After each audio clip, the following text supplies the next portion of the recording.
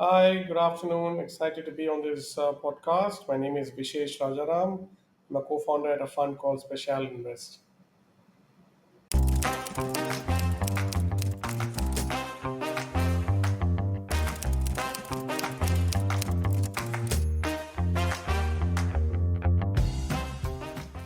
So, Vishesh, what got you into the world of entrepreneurship and startups? So, as I think about it, I think entrepreneurship was deeply ingrained, very unknowingly and very serendipitously in me a long, long ago. I came from a family that had an interest in pharmaceutical manufacturing, and they were first generation entrepreneurs from the 1980s. And therefore, a lot of my dinner table conversations and just how the family operated was very entrepreneurial, and of course that had a lot of ups and downs, and more downs than ups, like it is in any entrepreneurial journey. And that possibly had a deep impact very unknowingly in me, because as a young kid, you don't wake up every morning thinking you want to build a company, but I saw my father do that, and the family setting was very much revolving around that. And I think that deeply inspired me to say that this is you have to create something in life. You have to build something, and that's a good way to generate value, right? Whether it's social value or financial value or shareholder value, it's still. So I could deep in my mind always related building to value creation, and for the longest of time, that's all life was about. Right? Life is about just the family building a business and wanting to play a role in it. And I then also started to build a lot of my career about saying, how do I complement this end goal of wanting to help the family grow the business? And How big how- was the business? Like, it was pretty small. I mean, the truth be told, we've had our ups and downs. My father started a company, had to wind it down, then worked in corporate for a long time, and then started another company and sold to it, and so on, right? So these were small companies. Think of them as small and medium enterprises. And therefore, I started to really think about what can I learn and bring to the table that complements him. And he came from very much a technical domain, and therefore I chose the path of saying that, we'll pick up finance, we'll pick up business, we'll pick up some common sense along the way, and all of that will come in handy. So really, the goal for me was to go and build this company with him, and that's how I started my career. I wanted to become a chartered accountant because I thought that's a good way to build a strong foundational understanding of finance, law, and everything else necessary. So I started to pursue my CA, and I started to work in Pricewaterhouse for a couple of years, and went to banking, and all of this was really to go and join my father. And unfortunately, I lost my father to cancer when I was at business school, right? So then this whole holy grail plan that I had sort of very meticulously worked towards just disappeared. And then it was a situation that I took over the company thereafter and ran it, and then managed to find a way to sell it because I, of course, didn't come from domain. like Uh, you were like a 20-year-old running a business trying to sell it. Wow. I was a 22-year-old, inherited a business, not knowing how to grow it. Mhm. That was a Mhm. tough situation to be in, yeah.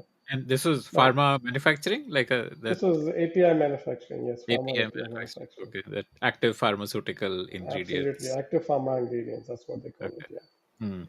Okay. Anyway, I Okay. think life was very kind, and the world was very kind. I was able to resolve the personal situation.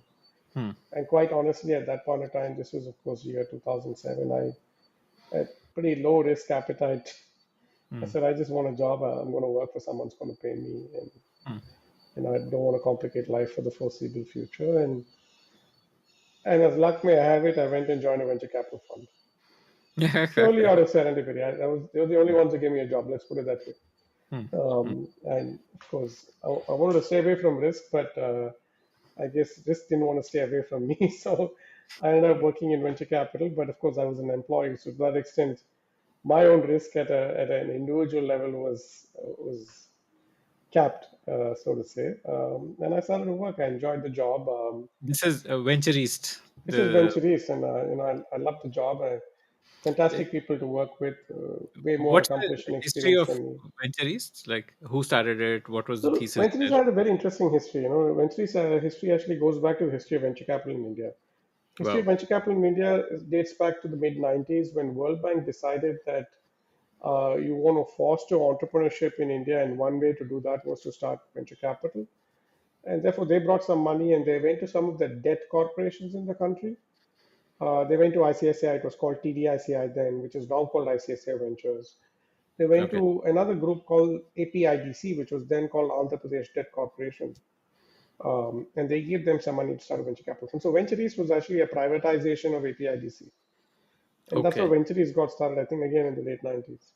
Of course, Hmm. I joined them in 2007 as their first employer in Madras of their technology practice. But you know what? I think I took fish to water. I absolutely loved the business because it gave me everything that I'd lost. One is the opportunity to be in the entrepreneurial world, to bring an element that they may not naturally know, which is forest from the trees, finance, governance, business, and help them run companies. Of course, this help is a bit overrated. A lot of them are very capable of running it on their own, but just sort of being the ringside viewer of what's going on. And I think I really enjoyed doing that, and it grew into me, and I spent 10 years with them. So, like back in those days, like this 2007, 8, what kind of businesses were asking to raise funds? And I'm sure that would have significantly evolved to what kind of No, it's businesses changed. today. It's But changed by a huge margin from then to now, right? I think, frankly, the 2007-8 setting was not an Android iOS smartphone setting. It was still the Nokia smartphone setting, still cloud setting, and licensed software setting. And India, particularly, confidence of tech product was still low.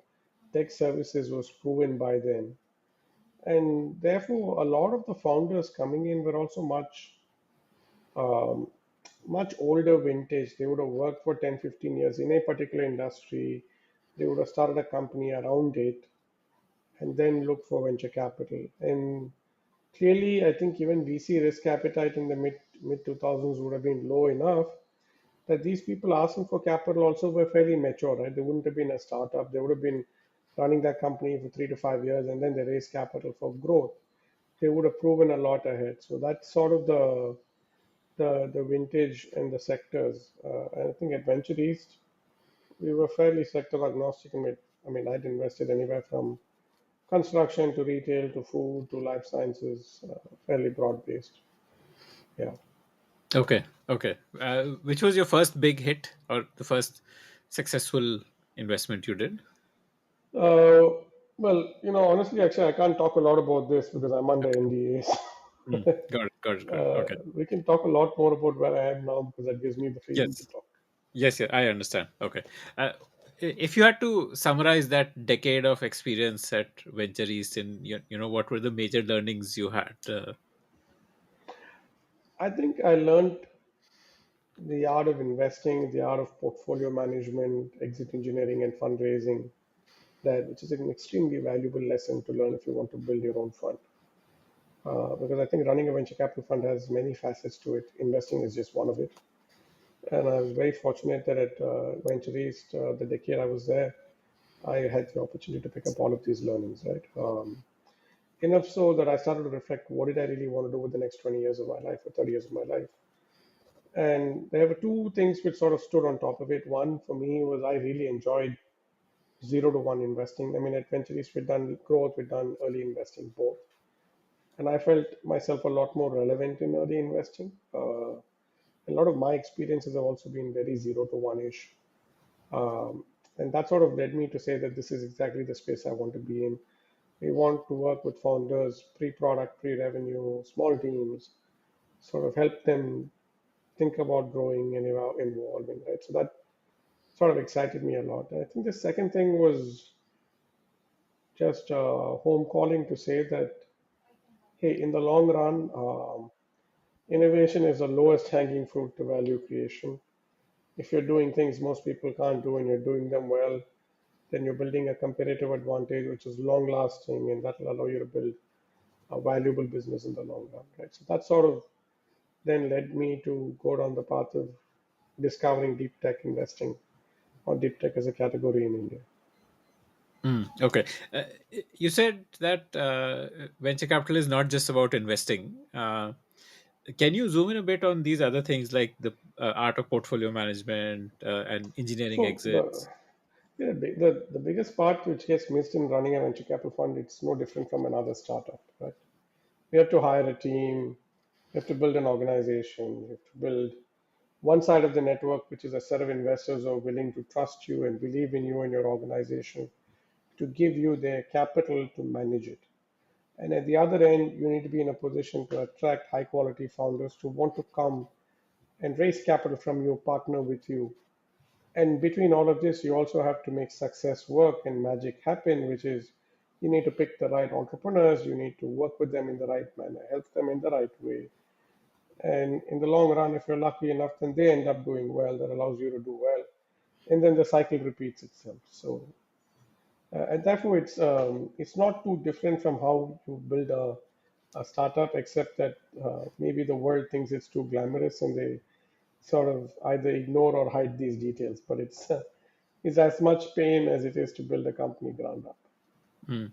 I've spoken to a few founder turned VC, or like founders who also start a VC fund along with the business that they're running, and uh, they are not able to scale it to that extent as, say, a seasoned VC operator who starts a fund is able to scale it. What is it that an outsider doesn't understand about building a VC fund? I think let me answer that in part, Akshay, because I mean, we haven't scaled our fund like 20 times its size. We don't intend to either, right? So, but what I can definitely tell you after having been in venture for the last 17 years is it's a full-time business. It's just not about investing in startups. It's got to do with helping them and finding your way out of it, exiting it, returning money back to your investors, building an organization around this that's able to sort of grow into the next generation. So it's a full-time effort. It's very different from running your family office. You may have wealth and you want to invest it. That's a very different beast because then you're dealing with proprietary capital, as they call it, versus a venture fund, which is dealing with third-party money, right? The minute you're taking third-party money, just like any other founder who raises third-party money, comes with that is accountability and responsibility and governance, right? And then in those situations, at least the school I come from, you do it full time, you do one thing. You Hmm. don't do 10 other things, so you stay through on it. Okay, okay, interesting. Uh, uh, what is your learnings about the portfolio construct? Is there a strategy in terms of how you build a portfolio of companies, and like, do you say that I will do only one company per sector, or like, is it that I like this team and I will fund it irrespective of what the portfolio looks like, or So portfolio construct is different from picking investments. I mean, there's some overlap, but they're two different concepts, at least the way we see it. At the portfolio construct level, typically a fund of ours invests between 16 and 20 companies. We invest over a 4 year period. So we have the discipline to say that you will look out for opportunities in all the 4 years because the world keeps changing every year. Therefore, we restrict ourselves from investing in 4 or 5 companies every year. Now, you're looking at a certain number of companies every year, you're investing in less than 1% of them. Therefore, the pool of companies have to be so large that you're able to invest in 4 or 5 companies. So that's one side of it. The other side of it is given the stage we're in investing, which is very, very early. There are two things, right? One, you don't know which one will do well, which ones won't. The basic assumption you're making is everybody has the potential to do it, otherwise you're not investing. The other part is that they all will need money subsequently to grow, and it'll be important for you to contribute some parts of it. And therefore, for a very small and early stage fund like us, you have a fairly healthy reserve ratio for follow-ons. Fund like us typically keeps half the fund for follow-ons. So that's one way to look at construct. 4 or 5 companies a year, over 4 years, 16, 20 companies, half the fund for follow-ons. So the other half the fund is sort of equally distributed among the 18, 20 companies going. The other okay, aspect is what sort of deals will you invest in, which sort of goes back and ties into the philosophy of the organization. And our philosophy has been that, hey, you want to work with audacious founders who have a certain insight or a certain domain understanding that's hard to that's hard to learn, hard to achieve, hard to build in. And that gives you the vantage point to go build a very differentiated product offering. Of course, in a market that's growing and large, all of that taken care. And that allows you to then build a very monopolistic, competitive business in the long run. And it's these kind of businesses that can, despite all the risk that's taken on, have a upside shareholder value creation that's non-linearly higher than the risk you take. That's sort of how we think about it. We always like to take risks that have non-linear rewards. Linear rewards don't excite us enough. How do you judge that this is a risk with a non-linear reward? How do you do that mental categorization? So I think when you start creating categories or you start creating things that don't exist that could have a huge impact on human life on Earth, then they tend to be very non-linear in creation. Right? Internally, we call that exponential over incremental. Hmm. Doing something that's already there, doing that better. I would call that incremental, but doing something that just doesn't exist, I would call that exponential. Hmm. Okay. Okay. At the early stage,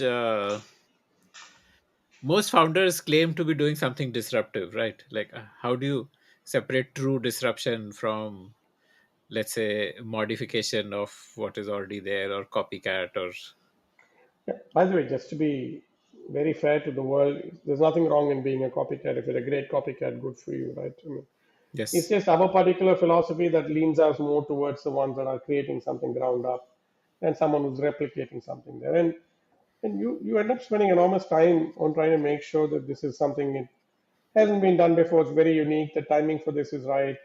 The founder's understanding in domain is right that allows them a right to win. So which is why you end up seeing 2,000 companies before you pick 4 or 5 companies. There's enough things you end up saying no to in life Mm, along the way.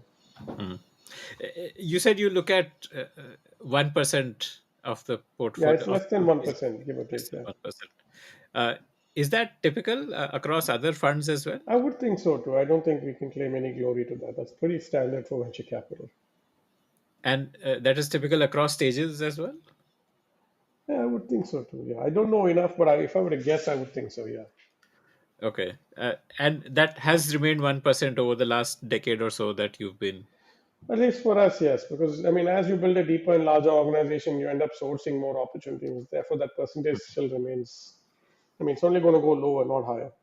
Mm, If it's okay. going higher, mathematically, it means you haven't seen enough, or you're seeing lesser to make the same number of investments, which is not Mm, a great place to be. okay. Okay. Okay.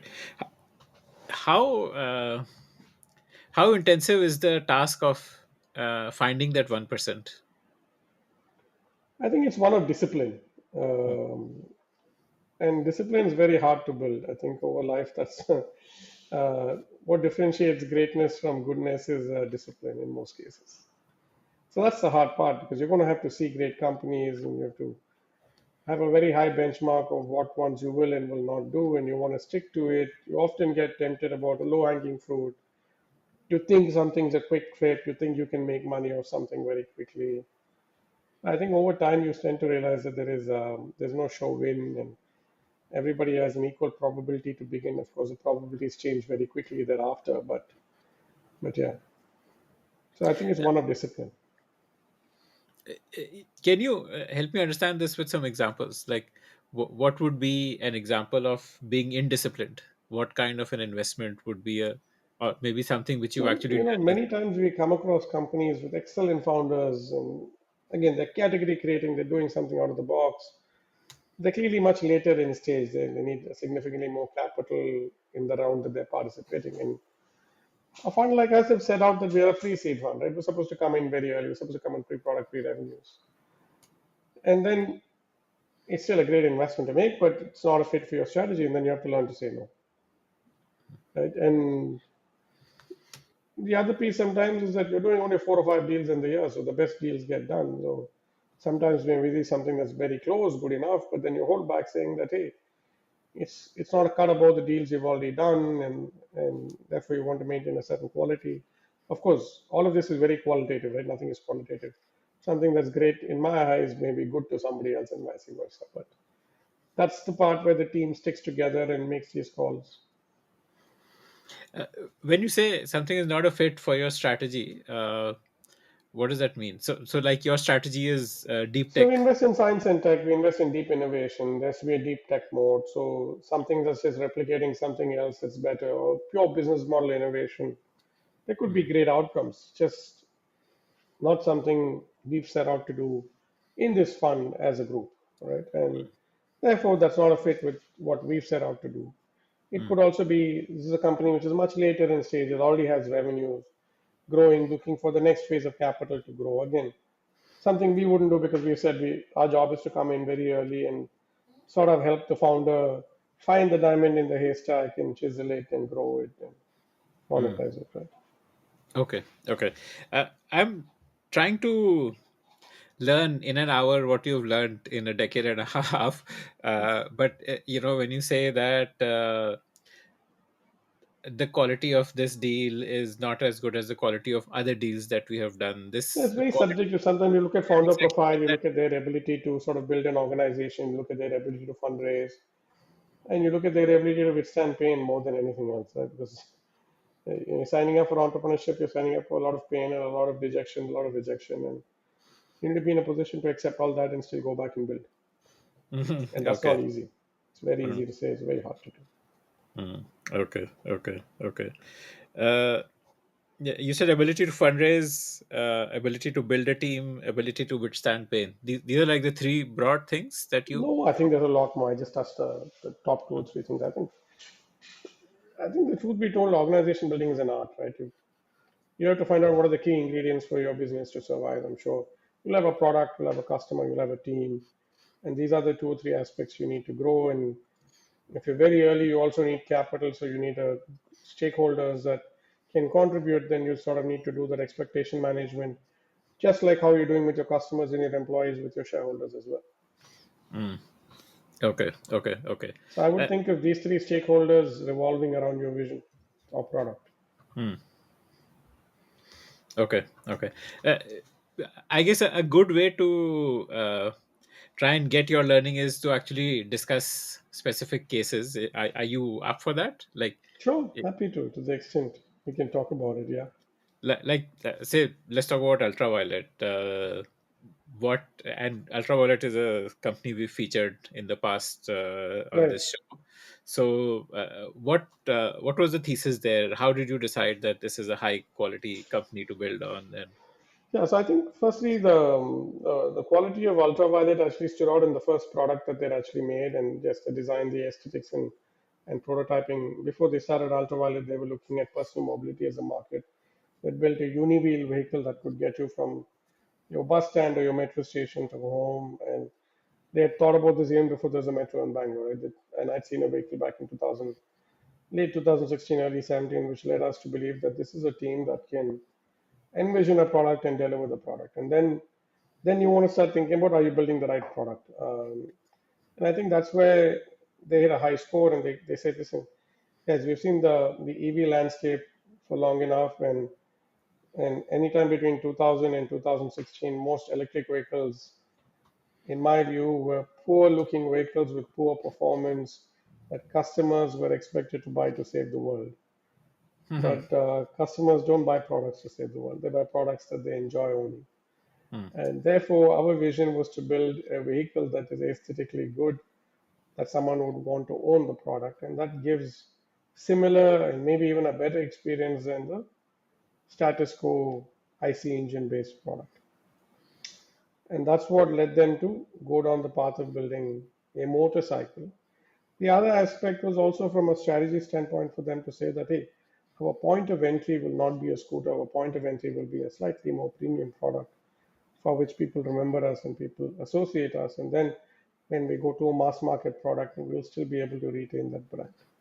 So that's the other piece that resonated very well. And I think more importantly, Narayan and Neeraj were fantastic founders, right? For someone to have a vision, then to translate the product, build a team around it, build a set of customers who love the product, and have a set of investors who deeply believe in the long-term vision is a very hard task to achieve. And I think they're doing an excellent job in that journey.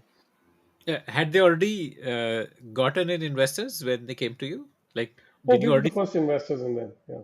Okay, so that ability to fundraise was a like a subjective bet. You thought that they would be able to. Yeah, I think, see, the ability to fundraise, often the surrogate for that is your ability to articulate your vision very crisply, clearly to a common man and try and get them to champion you. That's the 101 of fundraising, right? You want to be able to communicate to a prospective investor why you're doing something and why that is great and why it'll make sense for them to invest in you. So that it also comes back with ability to understand, articulate, and build a great company.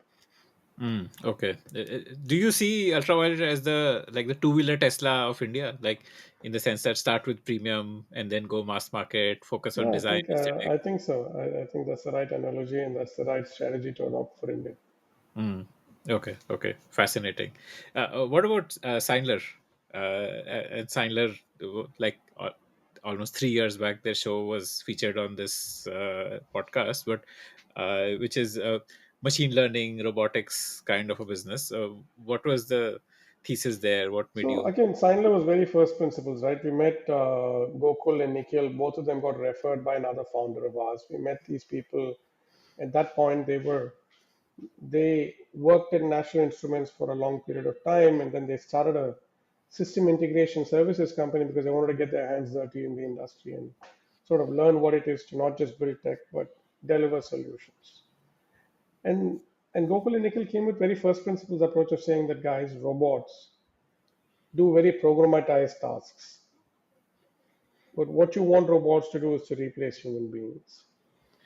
And then they said we will take applications in warehousing, we'll take applications in industry, and you could have stationary robots. You don't need them to walk, but can you still make them work as much as a human being?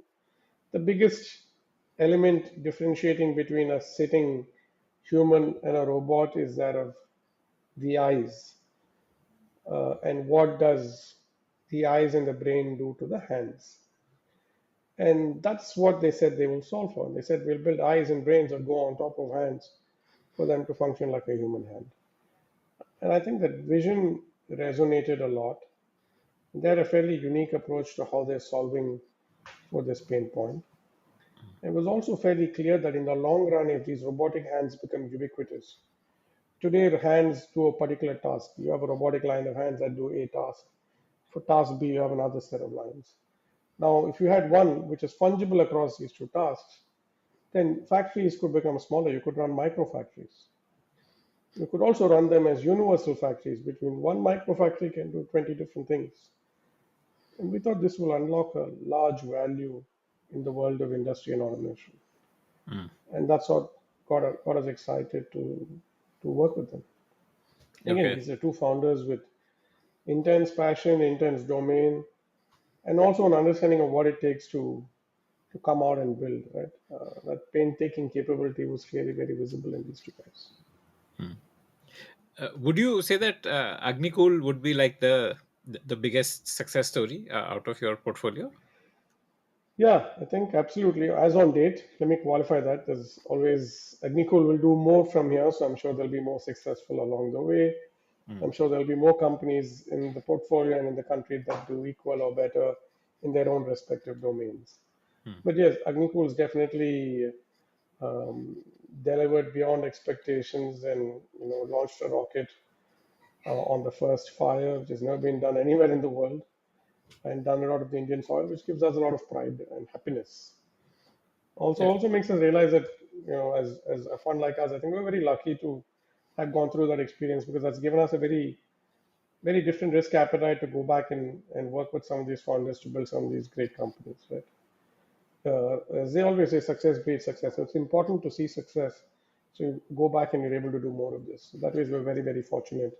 I'm very thankful to all of these companies, Seinler, Ultraviolet, Agnikul. Yeah. What was it that made you invest in Agnikul? Because I mean, the founder was an investment banker, I think, before he got into this, right? Like, Yeah, so this is the interesting part. The founder was an investment bank. He was getting well paid. He was on Wall Street, which is where most of us dream of going.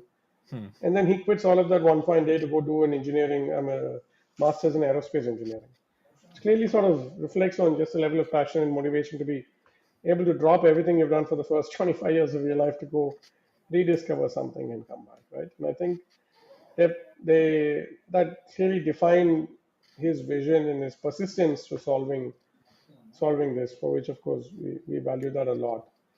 I think the other piece that struck a chord for us was a very different approach to solving the launch problem when compared to everybody else, and they were very, very complementary to ISRO, right? They said we'll mm, build small vehicles, ISRO builds large vehicles. So that way we're very complementary. We don't overlap with them at all. The second piece we said was one of the biggest problems in rockets is it's so intricate. There's about north of 100 wells in a small rocket. But it takes time. It's a high precision engineering job. And historically, it's always been thought about being done using subtractive manufacturing, which is you break down, you weld, you stick things up. And we said, this is a classic case. If you want something high precision, you build it ground up, which is you build it using additive manufacturing or 3D printing. And that's sort of the goal that they went after. And that allowed them to bring down the time to build a rocket to 72 hours, rocket engine to 72 hours, which traditionally will take north of 16 weeks to build. And we said, wow, this is great. If you're able to deliver something like this, then you have a competitive advantage that will last long enough between 6 days and 16 weeks. mm, Many years will go by. mm. Do you believe it's better to bring an outsider's perspective, or it's better to be an expert in the area in which you're building? Like It depends on Agnikul is an what you do. If you're building a example of. company, a Mhm. startup that we invest in, we want them to be experts, right? We don't want them to be jack of all trades. No, I mean, At the like, same, say, Agnikul is an example of an outsider's perspective, right? Like someone who was like essentially an actually investment. not. I think after he left his banking world, he spent a fairly significant time in rockets. It was not just a consultant turned entrepreneur. Right? I think he went Mm, through earning his stripes to understand that business, and he's fairly technical even today. Right? mm. He's not just not the CEO at the business level. He's very much Product guy. technical or product level integrated Okay. to solve for. And to us, I think that's very important. I mean, the founders need to understand the nitty-gritties of the product and build around it, and that's super important for us. Mm. Okay, okay, okay. Interesting. One company which stands out in your portfolio is Rocketlane, which is like I wouldn't call it deep tech, right? This is like a B2B SaaS company. What made you invest in that? So I think within the broader deep tech, at least in the years we were investing between 2018 onwards, we did have a certain allocation to do deep tech in software as well, which, I mean, for us, the comparison of deep tech and software is basically work with founders that are creating new categories in software Ah, okay. and that are also embedding AI in it, right? So to that extent, there's something new, different, and incremental. But what's special about Rocket Lane is the founders. We've known the founders for a very long period of time. We'd known them in their previous startup that they sold to Freshworks, and we knew that they had done great things at Freshworks. They built products ground up, ramped it up to scale, and they'd sort of come out to start something new, and we were fairly keen that we'd be part of their journey. And we knew that this was going to be a category creating company, and they focused on customer support as a customer onboarding as a problem statement that they've gone after and built a fairly unique product around it. Hmm. Have you Yeah, done other such similar yeah, I software think investments? we've had about 10-15% of our portfolio that clearly falls under this category. We've done a company called TrueLock, which is out of the US and India. This is a team from ex-Microsoft R&D that's gone about building voice and text AI solution that's able to talk to customers and run the entire front desk of, let's say, a hospital chain or dental chain or a spa salon, for example. Hmm. Okay, okay, okay. Interesting. Okay. Uh, what is your take on AI? Like, there is obviously we are living through the AI hype cycle. Uh, but what is your take? What are I the think AI opportunities? has definitely made me sound more intelligent.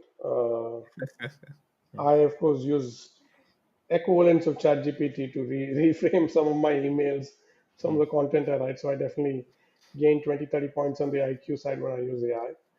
hmm, And I think it's clearly disrupting how we do things. Uh, the the big question mark really is how does it create value for large enterprises? And I think that's the opportunity that's unfolding in the years ahead. How do large enterprises adopt AI? How do they bring in further levels of automation and efficiency? And in doing all of this, what you end up doing is you end up bringing the cost of technology down. And history has always taught us that whenever cost of technology comes down, the adoption goes up. Cost of cell phones came down, the adoption went up. Cost of laptops came down, the adoption went up. Cost of airfare came down, the adoption of traveling by air went up. Right. So I think that's the holy grail. How do you make technology and adopting technology less expensive for it to then go through mass adoption? So like the geo effect gave a gave birth to a lot of companies which were riding on the back of cheap ubiquitous data availability. What will AI give birth to? What kind of businesses will get created here? What I are the think the ones opportunities? we see obvious value are the ones that will help large enterprises find a way to use and adopt AI for higher levels of automation and efficiency. So this Mm, may not necessarily be a product, it may be a product or services business. But a lot of these large services guys are going to go through, remorphing, for lack of a better word, to see how AI can change the way they deliver services. And large enterprises are going to try and find a way on how AI can make life more efficient, how they can deliver greater value to customers, be it healthcare or financial services, sort of the more obvious use cases where AI can have an impact on customer delivery.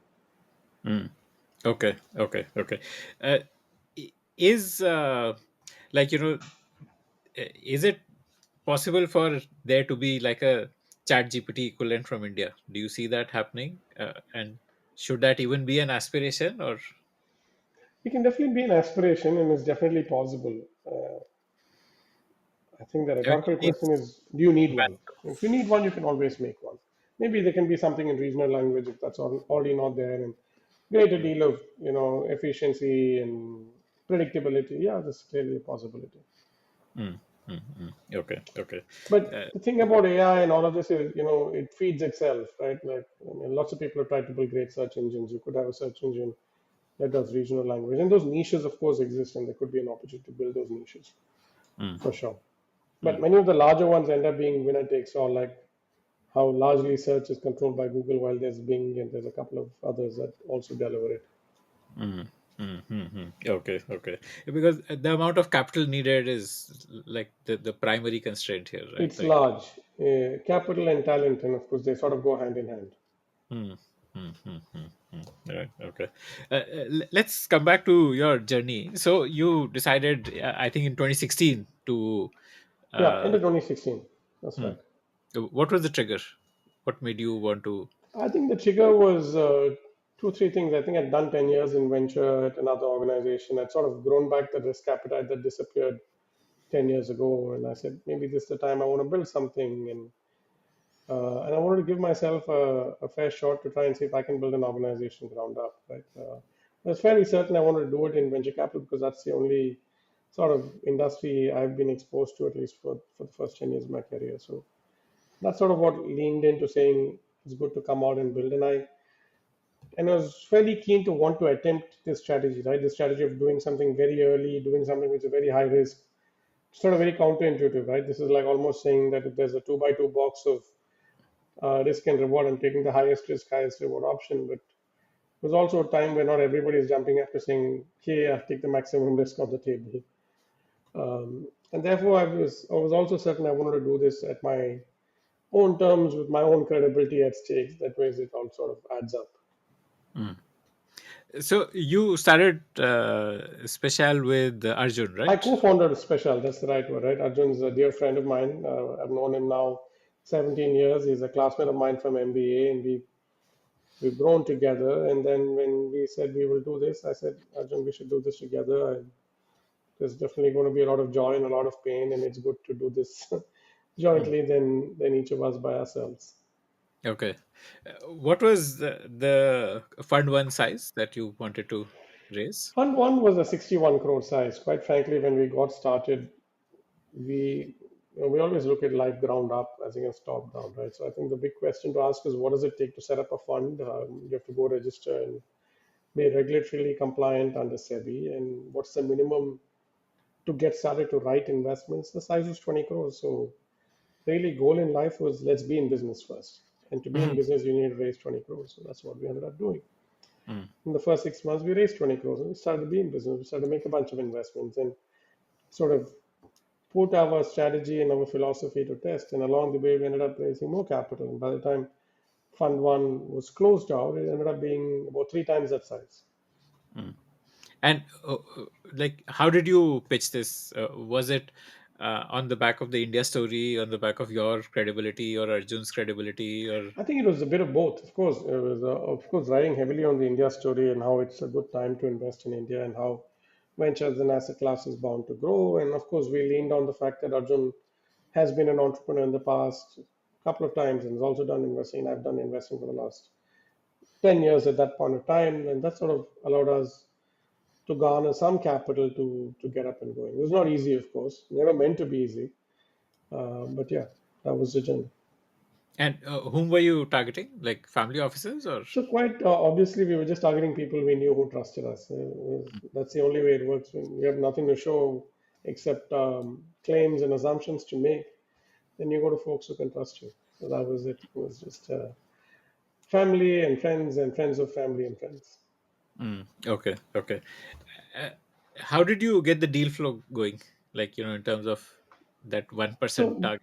of course, we'd been in venture long enough already, right? I'd been in venture for 10 years. I've been an entrepreneur, and therefore our cycles for deal flow was sort of there. It needed us to keep revisiting it, re-establishing that we are out here to make investments and look for opportunities, and that's how it really picked up. What are the sources for deals?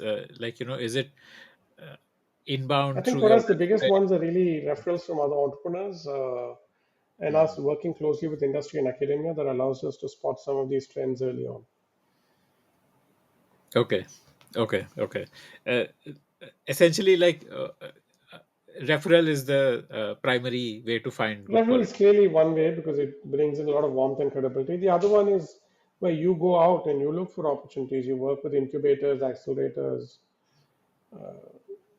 bankers at times, but more importantly with academia, their centers of excellence, their incubation cells, and then sort of look at some of these texts very early. Okay. So a lot of it is relationship based. Essentially, you need All of to. it is relationship based. Hmm, fascinating. Okay. Okay. So once you had that fund one going, what kind of companies did you invest in? So How I think did we that? focused on four categories in Fund One. We invested in space, we invested in Agnikul, we invested in a satellite constellation company called Galaxy. We invested in robotics, we did Seinler. We invested in energy, we did an electric plane company. We invested in a company that makes water from air. So we focused on energy and sustainability, focused on space, we focused on AI, we focused on advanced manufacturing, and that sort of led us to make about 18 investments over a 4 year period. Okay. And was fund two easier, bigger? What was the Fund two journey of? was bigger because we learned from Fund one that you need capital to support in subsequent rounds, and Fund one was a small fund. Mm, And I think we also hugely benefited of some of Fund one's early success. So we ended up raising about 300 crores for Fund two in 2021. okay. Of course, we also had the benefit of just post COVID where people were very keen to sort of put money out to work and grow. So I think all of that sort of all came together. How did the targeting change in fund two? Like fund one was your personal networks that you were I tapping. think Fund two was very similar. It was their networks, and they put their networks to use. I mean, they'd done well enough that they put their credibility online and introduced us to other people, and that's how Fund two grew. Hmm. Okay. Okay. And what was the outcome of fund two? What kind of companies did you invest Of in? course, And Fund two was a 21, 22 fund, so it's still very early. It's in its third year hmm, at the moment. okay. We made about 15, 16 investments. They're doing pretty well. Some of them in semiconductors, some of them in energy, some of them in space, some of them in manufacturing. They've done well overall, but it's still a very early set of companies. Okay. And you're currently on fund two, or have you started fund We're three still as well? investing out of Fund two. Of course, we have Fund three coming a few quarters away, but we still have a few more investments to complete from Fund two. What do you anticipate as the size of fund three? It wouldn't be very different from Fund two because the strategy remains the same. Hmm. The point of entry, the stage of entry, the kind of companies you want to invest. That Hmm. philosophy isn't changing, and therefore we see no reason to change the fund size. Other than adjusting for inflation and maybe some differential ownership that you want to own. Hmm. how would your wealth creation happen as the GPs here? Would it happen only when there is like a strategic acquisition or a public listing for your portfolio companies, or like So I how would think venture capital GPs make money when they return the fund very, very profitably. yes? So you have to return the entire fund back profitably, and you make a percentage of the profits after you've returned the fund back. So therefore, wealth creation goes hand in hand with value creation, which comes out of making great investments. Hmm, So for someone like us, wealth creation is a great byproduct of doing great investments. hmm. Right. I mean, yeah, this is essentially a like it's a wealth management business. If you create wealth, then you get to share in that. That's Uh, right. but I mean, my question was more from the perspective of when does the exit happen? D- does a Series B, would that It's be not an exit, obvious, right? or would Let's an play a IPO? couple of logics out. You don't want to sell a good asset. You want to hold it for the longest, Right. right? Right. But I think when you think about exits, I look at it in two or three different lenses. There's one lens that you made a bunch of external assumptions, and if they've all changed, then you want to look at exit, especially if they've all changed for the worse. If they've all changed for the better, then that much good. Second time is you made a bunch of internal assumptions, and if they go worse, then you also try and think about exit. So now, third is also at a portfolio level, right? You've got so many companies. If some of them are doing well, you've got three, four of them well. You want to encash some of them partially. You want to make sure you do some risk management at a portfolio level. And that's the other angle to think about exits. Okay.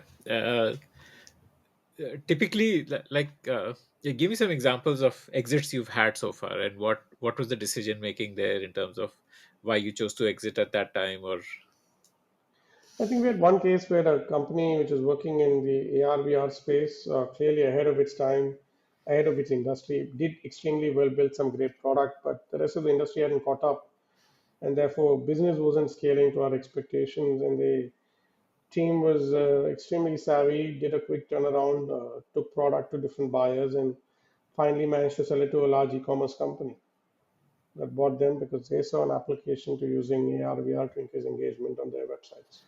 mm. Okay, okay. Have you also taken other exits, like at say when a Series B or a C is happening, and So we've taken, yeah, we've done out of six exits, one of it has been a partial exit at a Series C and above, but the rest of them have all been M&As. okay, and these are typically like strategic acquisitions, similar That's to right. That's right. somebody who wants to acquire the IP. The full company, yes. Mm. Okay. Got it. So that 61 crore in fund one, what do you estimate you will return to investors? I think a good fund, a great fund does north of anywhere between 5 and 10 times the fund, and we hope to be a great fund. Mm. Okay, amazing. So 300 to 600 crores is what you're looking to. I guess Agnikul itself would make up a large part of that, right? Like, Fingers crossed. yeah, okay.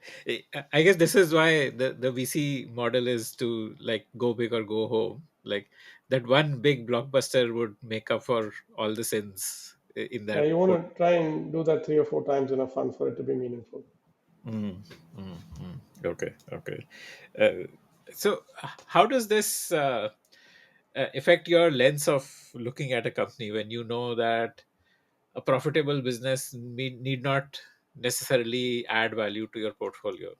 Like somebody who's building a business which is sustainable, profitable, but it may not give you that 10x, not even 10x. You probably need like a 50x return in a company.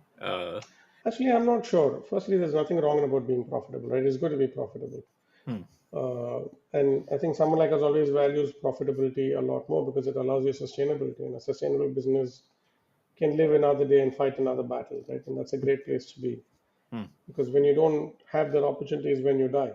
hmm, hmm, So we love sustainable businesses, hmm, but our strategy is to invest very, very early. hmm, It's very unlikely a company is going to be profitable on the first month or the second month or even the sixth month. hmm, And that's clearly the time we get involved.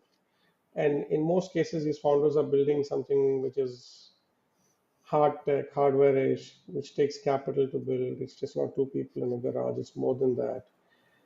and that comes with a certain gestation period. You're not going to have revenue in the third month. You're likely to have revenue in the 15th month, and therefore you have a gestation period, and that needs capital, Hmm. right? So the very choice of opportunities we're picking are the ones that don't have the opportunity to be cash flow positive in the first month. And if they are, on the rare occasion, we would absolutely love it. Hmm. But I mean, would sustainability be a major part of your decision making, or would it more be about, is this a blockbuster multi-bagger? So let's go back and find out what a blockbuster multi-bagger means. Hmm. A blockbuster multi-bagger, by its very definition, means you've made a lot of money. Yes, But you get right. to make a lot of money when the business is valued in a certain manner. A business is going to get valued in a certain manner if it has profits or has a potential to make profits Hmm. And high growth. and high growth, right? So without there being a sustainable business or a predictable path to being a sustainable business, I don't think you can get a blockbuster. Hmm. At least I don't know if there's any other way to do it. Hmm. So when we talk to our deep tech companies, including the likes of Agnikul and Ultraviolette, there's always a conversation about when will you be sustainable? Hmm. When do you not need other people's money? When can you be on your own? Because that's the path of ultimate value creation, right? Right. Okay. So you spoke about supporting the portfolio companies, building an organization to enable that. So, what is the organization you've built at Special, which So the enables? organization we built at Special has two facets, right? If you've got to look at 2,000 companies a year, two people are insufficient to do that, right? So of course we have a team of 12 people. All of us look at opportunities ground up. Each one can source opportunities. So opportunities don't have to come top down, can come across the organization. And that's the larger piece of the team. And when we think of being useful to our companies, there are two or three dimensions where you look at it. You clearly think about raising the next round of capital, given our experience and what we see day in and day out. You're able to bring in some element of value there. You also helping through early hiring, because the first 3 to 5 hires end up being extremely important hires in the growth of the organization. The third element is that we work actively to think about strategic alliances and business partnerships and getting the first few customers, because when you're building a product that's never been built before, you have to be very careful that you're talking to customers often so that you know what they want. So you don't end up building something that's different that nobody wants. You Hmm. want to build something that everybody wants that's different from what everybody has. Right. And therefore, that's an important piece of intelligence to constantly carry with yourself.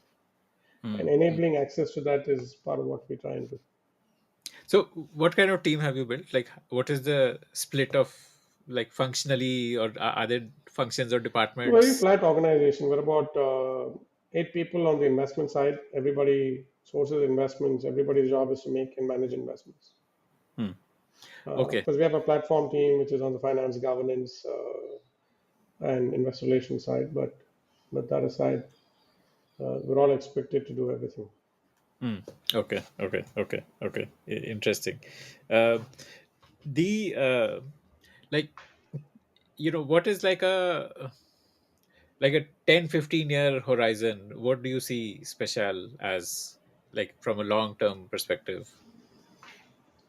I think it would be nice if we had a role to play in working with founders that have built very disruptive category creating companies, and we continue to be in that position for 15, 20 years. That would have definitely been a job well done. Hmm. What is the uh, what would be a comparable company today that you admire and you want to be like them? A So comparable I VC. think there are definitely some funds in the US that have always stood out for backing nonlinear innovation, not being deterred by the failure that it presents. I think Vinod Khosla is definitely a strong living example of having built an organization with such Right. values. Hmm. And it's again very first principles. I've heard him on multiple occasions say that the 5% chance of something working that can change humanity far outweighs the 95% chance of that not working. Ah, okay. Hmm. So the size of the impact multiplied by probability is what you should look at. So if there is an outsized impact for a I, company to I create. think the risk always outweighs. You're coming in very early. There's always going to be a high risk, and that shouldn't deter you from doing things that could Hmm. change the face of humanity. Be it making Earth a more sustainable place, or being it going to Mars, or being it building cities in space. Right? What have you learned from your the investments which did not work out? Is it just that some will not work out as part of life, or are there specific Yeah, lessons? sometimes, firstly, we all have to acknowledge that entrepreneurship is a very hard job, right? It's very difficult to go build things ground up. And therefore, sometimes things may not work. Uh, Sometimes you may find it very hard to build and you may not be able to fulfill it. Sometimes the market changes too, right? I mean, there are inward facing things, there are outward facing things. There are outward facing things you don't have control over. Like COVID changed how Earth operated for 2, 3 years then, and a lot of businesses that were very traditional were almost put on the verge of extinction and they've bounced back. Travel and hospitality being a classic case, right? Hmm. And therefore, failure can come from a variety of reasons, and I don't think we should get too bogged down by it. You should be able to learn from it. You should try and put yourself in a position not to repeat it. That's a great place to be.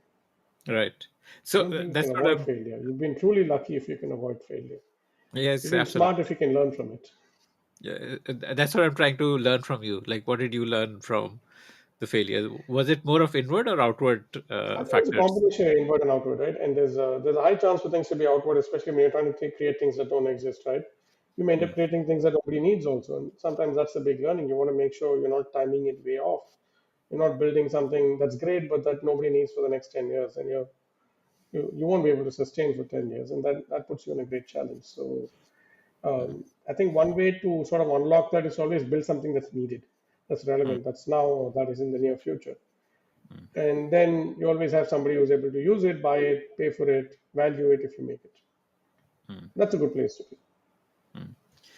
How many of your bad decisions are out of the fact that as humans we have imperfect knowledge, so we will never make perfect decisions, versus emotions clouding the decision?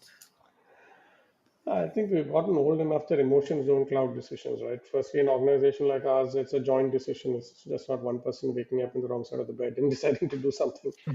Hmm. So I think I'd like to optimistically say that none of this is emotionally driven decisions. It's always decisions based on logic, data to the extent you have, and a lot of gut, of course, in the process, or past experience, or ability to predict the future, some combination of both.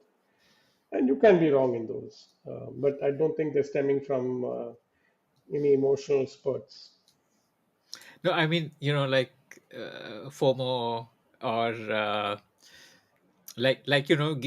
being carried away. And I somehow think that the journey of becoming a good VC is also the journey of being unclouded in your judgment. Like Yeah, I think not. I think I simplified all of this by saying you just have to be disciplined. But yeah, you're right. I think internally we really ask ourselves: Are you intellectually happy and honest about making this investment? Are you willing to live by it for 10 years? Are you doing this because it's the most nicest thing to do? Or are you doing it because you truly believe in it? And I think in almost all, I mean, in all cases, it's been more that we truly believe in it, truly imbibe in it, and truly think this is relevant for the future.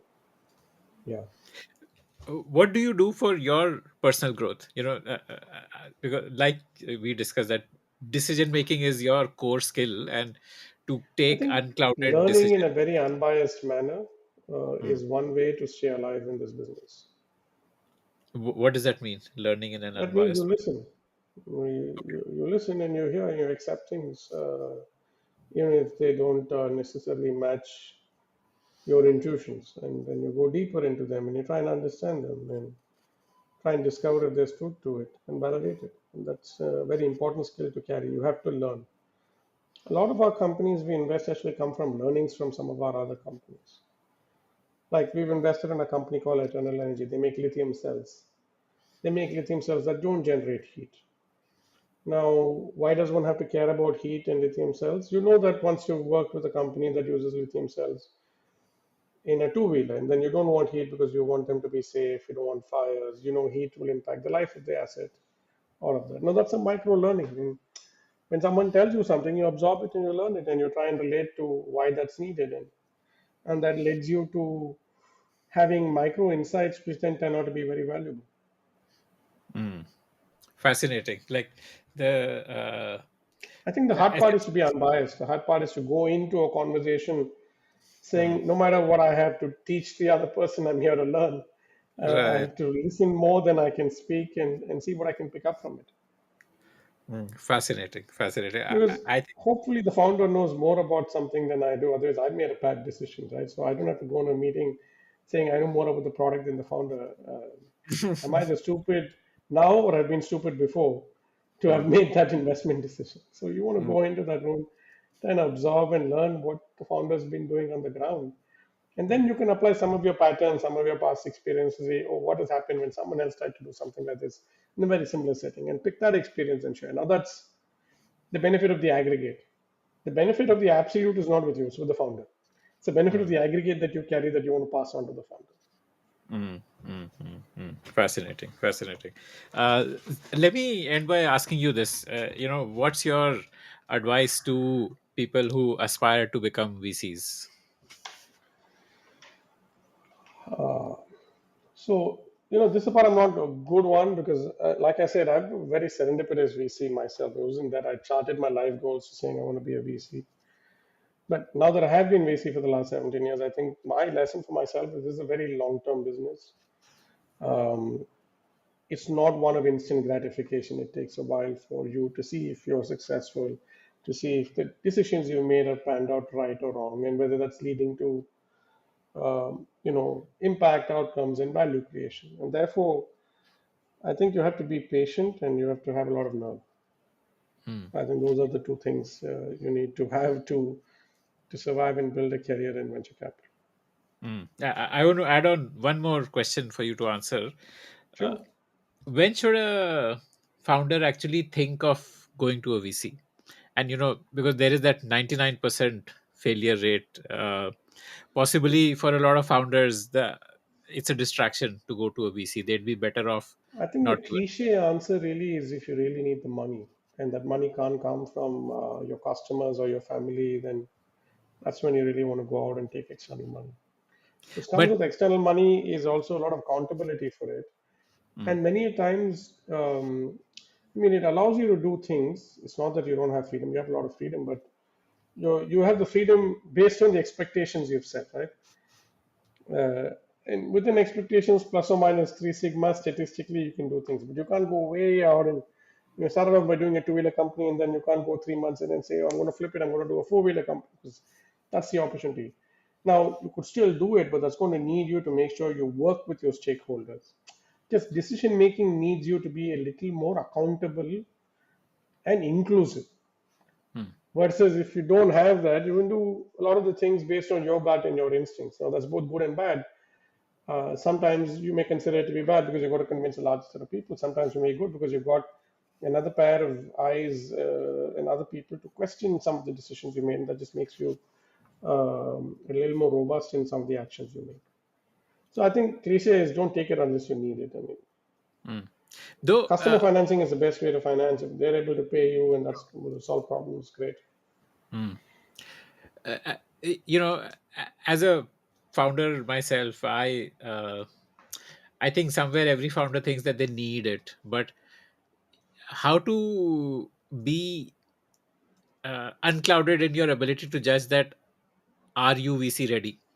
Are you investable as a business? Yeah, I think those are highly qualitative questions, actually. I mean, investable really depends on each one's fund and their strategy and so on and so forth. Mm, I think I would start it from the other way around. If you need the money, then go talk to VCs, figure out what they have to say, and then there's a self-discovery process and matchmaking process that will take its course of time. okay. But Okay. if you need the money, then and you're not VC ready, you still need the money, right? And that needing the money is far overriding anything else. And you need to get yourself to be VC ready, whatever that means. Right. Okay. Okay. Yeah, that's a. I think that's the right approach to take here. Yeah, fascinating. Thank you so much for your time, Vishesh. It was a real pleasure. Super excited to have been on this discussion with you. Thank you again. Okay.